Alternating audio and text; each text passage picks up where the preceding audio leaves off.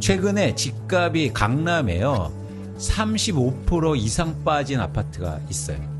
근데 그 아파트들의 공통점이 뭐냐면 전세 가격 하락폭이 큰 아파트가 그렇게 빠진 겁니다. 그러니까 못 버티고 빠지는 거예요. 이게 말씀하신 것처럼 전형적으로 그런 역 레버리지 현상들이 일어나면서 가격의 하락폭을 키울 수 있다는 거예요. 근데 이게 본격적으로 시작되지 않아요. 절대 가격의 하락폭은 2022년도가 가장 높았거든요. 그렇기 때문에 이 상태가 유지되면 2024년도가 충격이 큰 거예요. 급매하고 있는 양이 많아져야 바닥을 찍거든요. 근데 이제 앞으로 그런 아파트들이 많아질 겁니다.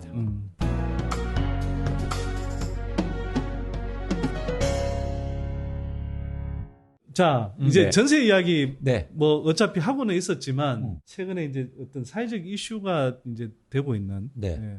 그 역전세난부터 네. 이제 전세 사기 이야기 조금 해보면 좋을 것 같은데요. 네. 이제 그게 문제인 것 같아요. 갭 투기가 워낙 승행했고 사실 갭 투기는 사실 매정 갭이라고 해서 이제 매매가와 전세가의 갭이 이제 축소될수록 사실은 갭 투기 하기가 굉장히 이제 좋은 조건 아니겠어요? 어쨌거나 최근에 이제 뭐 매매가도 떨어지고 또 전세가도 떨어져서 이제 비율상으로는 비슷하다고 했지만 전세가는 일정하게 유지되는데 매매가가 상대적으로 더 가파르게 떨어진 지역들도 많이 났고 여러 채 이제 갭 투기한 뭐 소유주가 갖고 있는 경우들이 많아서 뭐 이른바 역전세난 이야기도 나오고 그러면서 이제 깡통 전세 문제도 이제 또 속속 불거지고 있는데 이 문제는 어느 정도까지 갈까요? 그리고 이게 깡통 전세 문제에 처한 사람들 이게 어떤 식으로 참 대응을 해야 할지 고민도 많을 텐데 좀 어떻게 보세요? 매매가보다 집값의 매매가보다 전세 가격이 더 비싸지게 되는 걸 깡통 정세라고 하는데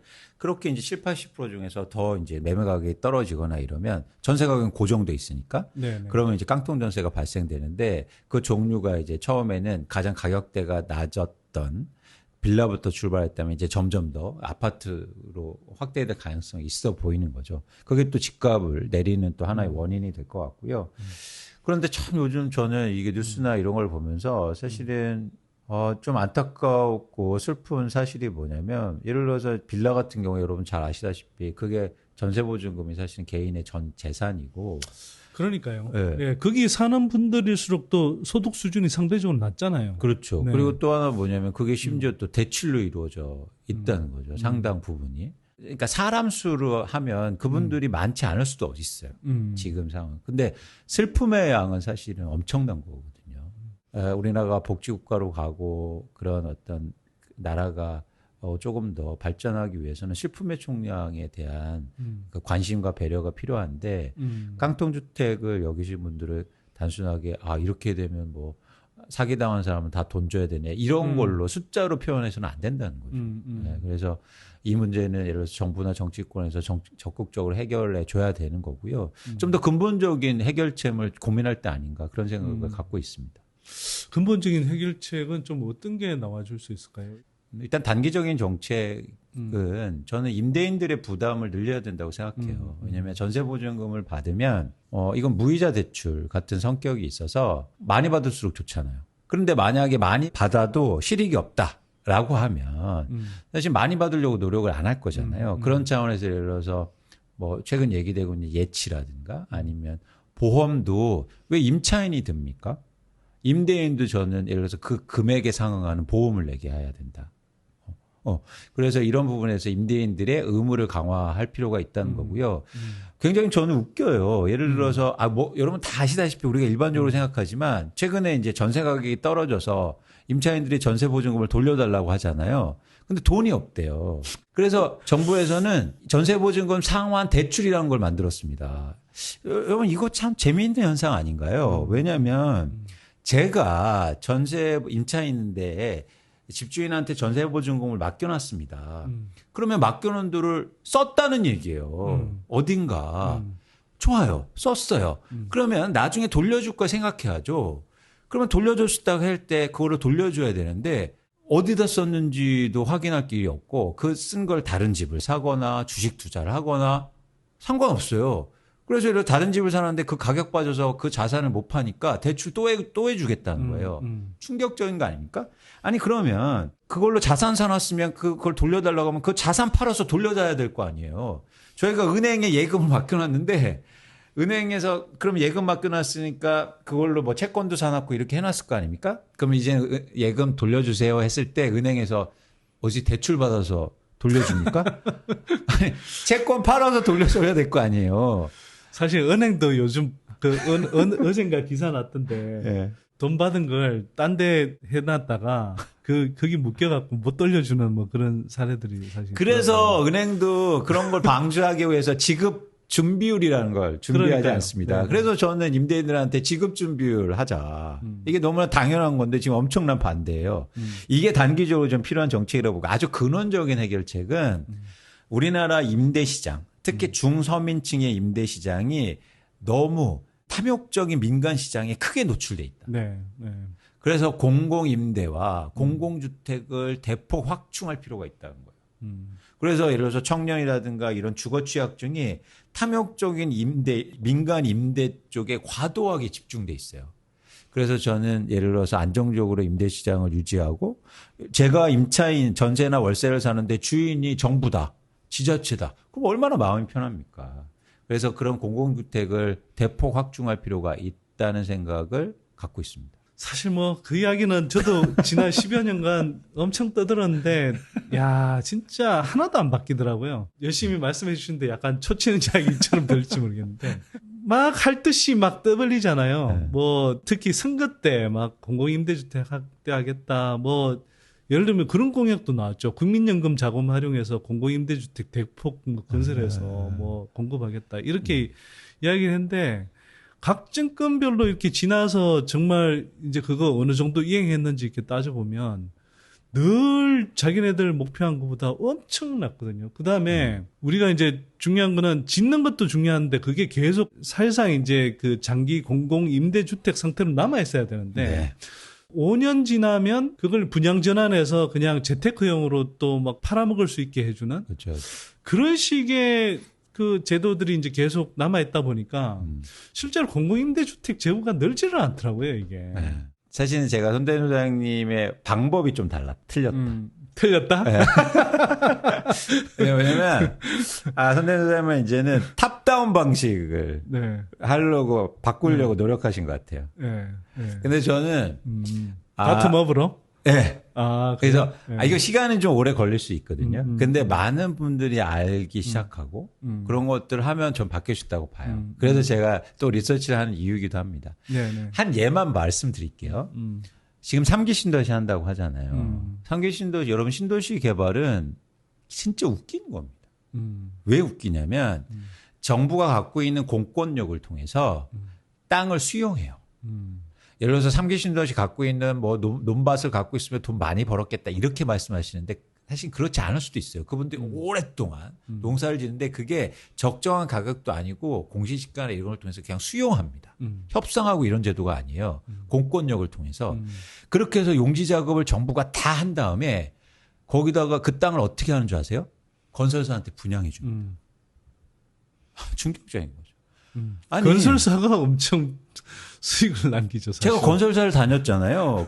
제가 건설사들 이제 앞으로 여러분들 다 보여드릴게요. 어떻게 돈을 버는지. 와, 기대. 신난다. 네. 아니, 제가 건설사를 20년 동안 분석했지 않습니까? 네, 건설사가 그런 데서요, 엄청난 이익을 챙겨요. 그런데 저는 예를 들어서 방법을 바꿔보자. 왜 거기다가 건설사한테 분양하는 거죠? 거기다가 공공주택을 짓고 공공임대주택을 잘 지어서 여러분들이 생각하시는 그런 주택, 공공주택이 아니고요. 진짜 지금의 민간주택에서는 지을 수 있거든요. 충분히. 그래서 그런 주택을 지어서 정부가 운영하고 분양하고 충분히 할 수 있다. 왜 그런 공권력을 이용해서 만든 땅을 왜 민간한테 줘서 민간에서 지금 건설사들이 거기에서 그런 땅들이 과거에 돈을 많이 버는 회사들은요. 영업이익률을 20% 이상씩 내고요. 2조 이상을 버는 회사가 있어요. 이게 말이 됩니까? 그러니까 그게 사실은 본질은 어디에 있었냐면 정부의 국민들이 가져올 돈이었단 말이에요. 그냥 단순 지표를 보면 우리나라 주택 보급률이 네. 뭐 100%가 넘어서고 있고 주택을 소유한율이 이제 58%, 60%가 넘어가고 있어서 단순하게 보면 집을 갖고 있는 사람들이 많은 것처럼 느껴져요. 그건 근데 가구가 많을 뿐이에요. 실제로 보세요. 여러분들이 4인 가족 중에서 집을 갖고 있는 사람은 아버지뿐입니다. 그렇잖아요. 아니면 부부끼리 갖고 있었으면 부부. 근데 자식들은 어떻게 합니까? 자식들은 무주택자예요. 근데 집값이 계속 올라서 좋은 게 절대 아니라는 거예요. 그럼요. 네. 그 자식들은 어떻게 삽니까? 그렇기 때문에 사실은 잘 보시면 집이 갖고 있는 가구는 훨씬 많지만 더 많은 분들은 집값의 안정을 원한다고 전 봐요. 맞습니다. 그런데 예를 들어서 단순 지표만 보고 야 우리나라는 집값을 올려줘야 표를 많이 받을 거야. 절대 좀 그렇지 않다.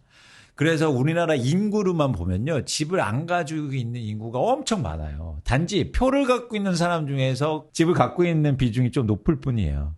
그래서 그런 관점에서는 앞으로 점점 더 변할 거다. 그래서 집값의 안정을 원하고 그런 인식이 퍼지고 현실을 알수록 세상은 조금 더 바뀌지 않을까. 그런 저는 기대와 그런 희망을 좀 가지고 있습니다. 자, 전세 이야기로 조금 다시 한번 조금 돌아가서 뭐 예전에 집값이 오를 때는 전세가도 이제 따라 올라가면서 집주인들 입장에서 보면 이게 원래는 전세가 5억이었는데 이게 두 해 지나니까 7억이 되고 9억이 되고 11억이 되는 현상을 봤잖아요. 그리고 전세가 오를 때 점점 더 많이 받아서 그래서 집주인들은 가만히 앉아서 이렇게 돈을 뭔가 꽁돈이 생긴 것 같고 돈을 버는 것 같아요. 네네. 이거는 나중에 만기가 되면 더 올라있는 전세가로 들어올 다음 세입자한테서 받아서 기존 세입자한테 내주면 된다. 이런 구조였잖아요. 네. 그 상승기 때는 통했는데 네. 이제는 하락기란 말이죠. 네. 그럼 그게 이제 거꾸로 돌아가잖아요. 결국 이제 그러면 이제는 11억이 9억 되고 뭐 8억, 7억 이렇게 내려가다 보면 그 차익만큼 돌려줘야 되는데 사실은 기존에 있던 자금을 쓰버린 경우들이 많아서 네. 이게 이제 돌려주지 못하는 경우들이 이제 생기는 거고 한편으로는 이것 자체가 또 집값의 추가 하락을 부를 수 있는 건 아닌가? 좀 궁금한데요. 근데 우리나라 다주택자들이 여러분 일반적으로 보면 돈이 없습니다. 그러니까 다주택자가 부자라고 생각하시는데요. 절대 그렇지 않다는 거예요. 주로 빚이 많은 사람들이더군요. 그렇죠. 그러니까 그걸 레버리지를 계속 일으켜서 네. 전세보증금이나 어쨌든 대출을 일으켜서 집을 그냥 많이 가지고 있을 뿐이에요. 그래서 자산이 많은 거지 그 자산의 쉽게 말해서 순자산 규모가 굉장히 적다라는 겁니다. 근데 이런 구조가 계속 유지되려면 말씀하신 것처럼 빚이 누군가 계속 일으켜줘야 돼요. 예를 들면 빚 중에서 뭐냐면 이 다주택자 입장에서 전세보증금이 빚이죠. 그러니까 빚이 계속 증가하니까 이게 유지될 수 있었어요. 이 성이. 그런데 빚이 주는 순간 이 성은 일시적으로 확 무너지게 돼 있습니다. 그걸 과연 언제까지 버티느냐. 그래서 못 버티니까 대출을 지금 열어주고 있거든요. 대출 일으켜서 일단 버텨봐. 근데 이게 언제까지 버틸 수 있을까? 저는 쉽지 않은 문제다. 최근에 집값이 강남에요. 35% 이상 빠진 아파트가 있어요. 근데 그 아파트들의 공통점이 뭐냐면 전세 가격 하락폭이 큰 아파트가 그렇게 빠진 겁니다. 그러니까 못 버티고 빠지는 거예요. 이게 말씀하신 것처럼 전형적으로 그런 역 레버리지 현상들이 일어나면서 가격의 하락폭을 키울 수 있다는 거죠. 근데 이게 본격적으로 시작되지 않았다. 그래서 앞으로 저희가 시장을 더 위험하게 보는 그런 이유이기도 합니다. 그래서 여러 가지 리스크 요인들이 계속 많이 남아있다라고 여전히 좀 생각이 되고요. 이게 집값 하락이 좀 지속이 되다 보면 결국 뭐 아까 이제 뭐 그런 빚 많은 다주택자들 중심으로 해서 하우스푸어로 전락하는 사람들도 나오는데 이게 본격적으로 불거지는 시기가 다시 저는 올 것 같은데 언제쯤으로 보고 계세요? 그러니까 전세 가격의 네. 상승했던 시기와 그리고 지금 하락폭의 폭을 보면 올해 하반기부터 그 격차가 되게 커지고요. 하반기와 그리고 내년에도 지속된다. 근데 절대 금액으로 보면 2024년도가 훨씬 큽니다. 상승률이나 하락률은 뭐 좀 차이가 있겠지만 절대 가격의 하락폭은 2022년도가 가장 높았거든요. 그렇기 때문에 이 상태가 유지되면 2024년도가 충격이 큰 거예요. 빚은 내가 갖고 있는 자산 중에서 퍼센트가 중요한 게 아니라 얼마를 빚을 갖고 있느냐 절대 금액이 중요하거든요. 그렇죠. 그래서 그 절대 금액 차원에서 2024년도가 가장 차이가 크다는 겁니다. 예. 그럼 그에 따른 집값의 추가 하락 가능성이 내년에 굉장히 클 수 있다. 이렇게 볼 수도 있겠네요. 그렇죠. 거기서 만약에 추가적으로 대출이 안 된다거나 뭐 예를 들어서 전세보증금을 돌려주고 세입자를 못 찾고 이러면 사실 집을 팔아야 되는데 그런데 매물을 내놨는데 살 사람은 없습니다. 그러면은 더 싸게 팔아야 되잖아요. 그런 상황이 반복되고 문제가 커질 수 있다는 거죠. 이게 이제 아파트부터 전이되면서 근데 쉽게 말해서 이런 자산의 하락 구간은 심리적으로 양떼 효과라는 게 나타나요. 그건 뭐냐면 양떼들이 걸어갈 때 그 우두머리에 엉덩이만 보고 걸어갑니다. 여러분 양떼가 고개 숙이고 걸어가요. 양떼가 이렇게 고개에 낙타처럼 올리고 걸어가는 경우는 없거든요. 그래서 꽁무니만 보고 하기 때문에 먼저 가는 사람이 뚝 떨어지면 뭐 급한 마음에 다 낭떠러지로 떨어지는 그런 게 이제 양떼, 자산시장에서 양떼 효과라고 그러는데 그런 상황이 벌어지면 자산의 가격이 쉽게 말해서 아파트 가격이 더 많이 빠질 수 있는 거죠. 내가 먼저 팔아야지. 이런 생각이 들 수 있다는 거예요. 네네. 지금 일시적으로 나타나고 있는 이 회복세는 사실 지속되기 쉽지 않고 뭐 상당 기간 추가 하락의 어떤 가능성들이 상당히 높은 구간이기 때문에 소득 수준에서 충분히 버틸 수 있다. 이런 분이 아니시면 지금 주택을 구매하는 거는 상당히 좀 신중해야 될 구간인 것 같긴 그렇습니다. 하네요. 네. 그리고 또 하나 중요한 건 최근에 집값이 많이 빠졌다가 회복할 때 특징적인 건 뭐냐면 제가 요즘에 이런 말을 많이 하는데 많이 빠졌는데 많이 빠지지 않았어요. 그건 무슨 말인가요? 가격이 일부는 아까처럼 뭐 3, 40로 빠졌는데 네. 양이 많지 않았어요. 금매 수준이지. 거래량이? 네. 네네. 그러니까 거래량도 그렇고 그렇게 내가 금매하고 있는 양이 많아져야 바닥을 찍거든요. 네네. 근데 이제 앞으로 그런 아파트들이 많아질 겁니다. 네. 그 기간을 여러분들이 잘 보셔서 내 집 마련하셨으면 좋겠다는 생각이에요. 네. 지금은 아니다. 네. 네. 뭐 사실 저도 뭐 비슷한 생각인데 지난 주택시장 하락 사이클을 봐도 하우스푸어 문제가 본격적으로 이제 불거지고 그 문제가 해소되는데 한 2, 3년은 걸리더라고요. 네, 네. 그게 사실은 이제 굉장히 많은 이제 레버리지를 동원해서 무리하게 집을 산 사람들 이런 사람들이 이제 결국 버티다 못해서 이제 집을 내놓고 그 물량들이 시장에서 어느 정도 이제 정리가 된 다음에야 어느 정도 이제 바닥권을 찾아가는 네. 그런 게 보이더라. 네. 뭐 이건데 아마도 이번에도 사실은 그런 측면에서는 좀 비슷하지 않을까 싶네요. 네. 이 정도로 마무리하는데 혹시 마지막으로 하시고 싶은 말씀 있으면 네. 해주십시오. 제가 이제 네. 나와서 리서치를 할 건데 그래서 리서치 보고서를 낼 거예요. 네. 그래서 이제 한 달에 한 2번 정도 네. 여러분들이 보실 수 있게 그런 보고서를 내면 또 선대인 TV에서 불러주시면 그 네. 보고서를 갖고 네. 이렇게 말씀드리고 그런 시간을 가져볼까 합니다. 그래서 많은 분들이 오셔서 네. 그냥 저는 감으로 얘기하고 아까 말씀드린 거 대표적으로 감으로 요즘 얘기하는 게 금리가 인하될 거야, 집값 네. 오를 거야. 아니 전 증거를 갖고 오라는 거예요. 그래서 그러니까 근거 있게 리서치를 하고 이런 것들이 어떻게 이루어지는지를 여러분들하고 같이 이제 보여드리고 같이 이야기하고 그래서 이 한국의 부동산에 대해서 이해폭을 넓히는 그런 시간을 기회를 주시면 좋겠다는 생각을 아니 뭐 제안을 드립니다. 필요하시면 고정적으로 나오세요, 아예. 자, 근데 네. 그 보고서 구독은 어디 가서 어떻게 합니까? 보고서 구독은 네. 제 메일로 보내주시면 되는데 요 하단에 하단에도 좋고 여러분들 댓글에 거기 네. 위에 공지사항에 제 메일 주소 하면 저한테 네. 뭐 많은 것도 필요 없고 여러분들 그냥 성도 필요 없고요. 이름만 보내주시면 됩니다. 왜냐면 메일은 보내주시는데 아니까 제가 구독료는 얼마예요? 무료입니다. 아니 또 뭐 먹고 살아요 그러면? 뭐 어떻게 되겠죠 뭐. 저 위원님 이렇게 또 좋은 일을 하신다고 하니까 또 뭐 저희가 도울 수 있는 방안도 좀 같이 고민해 보겠습니다. 자, 위원님 나와주셔서 감사드리고요. 고맙습니다. 예, 다음에 또 뵙겠습니다. 또 뵙겠습니다. 예, 고맙습니다. 고맙습니다.